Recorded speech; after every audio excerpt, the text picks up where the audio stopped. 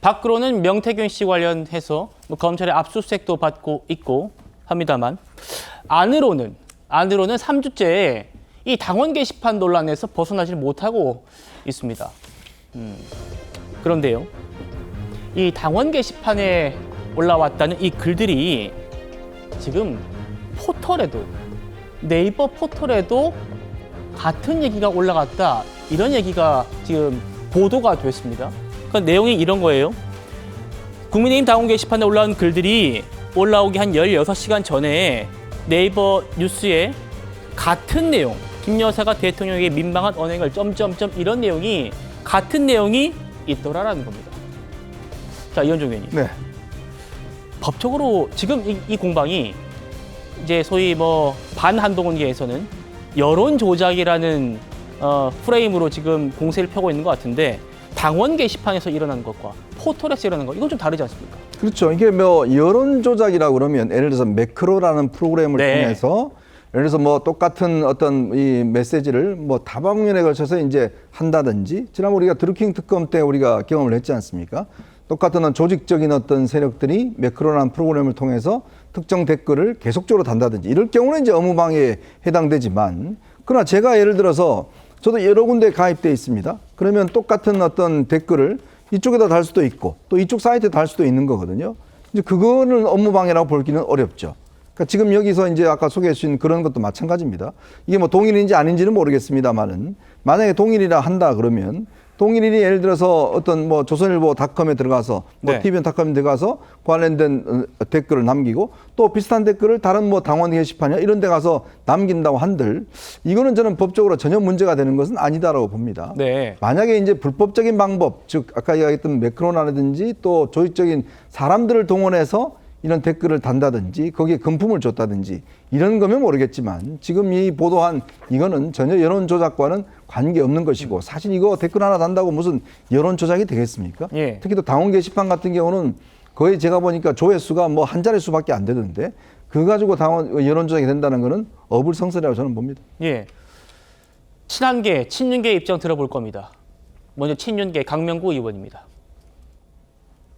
한동훈 죽이기가 아니고요. 예. 한동훈을 살리는 얘기를 저희들이 하고 있는 거예요. 그래요. 2주 전에 저희들이 예. 얘기했잖아요. 대표님, 예. 이런 문제 빨리 리더십을 발휘해서 밝히고 가시면 괜찮다라고 충언을 드렸거든요. 밝히면 그냥 끝날 문제인데, 잠깐 비난받고 예.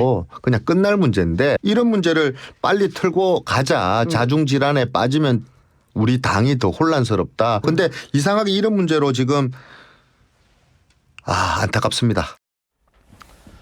이건 한동훈을 죽이는 게 아니다, 우리는 살리자는 것이다, 이렇게 말합니다만, 뭐 친한계로 불리는 주진우 의원은요, 아니 문제될 게 없는데 자꾸 무슨 얘기들을 하고 있느냐, 이런 입장입니다. 한번 들어보시죠.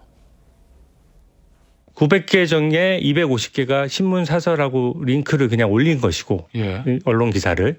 그다음에 한 200개 정도는 단순히 격려하는 거예요. 그럼 나머지 450개 글인데, 그 정도 글은 예. 우리 당원 게시판뿐만 아니라 너무나 흔히 있는 글이고, 예. 제가 봤을 때는 입에 담을 수 없는 폐륜적인 언어라는 말로 이렇게 표현하기에는 예. 글들이 다 많이 약해요. 오. 당원 게시판에 전체 글이 53만 개 정도 됩니다. 아, 그래요? 네.